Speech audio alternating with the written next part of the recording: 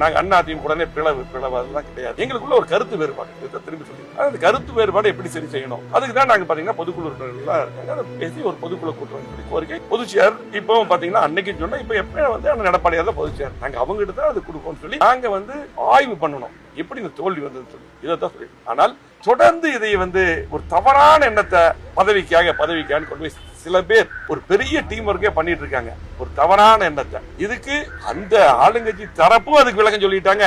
அதே போல பாத்தீங்கன்னா நாங்களும் அதை பத்தி இதுவரையிலும் நாங்க அதை பத்தி பேச முடியல.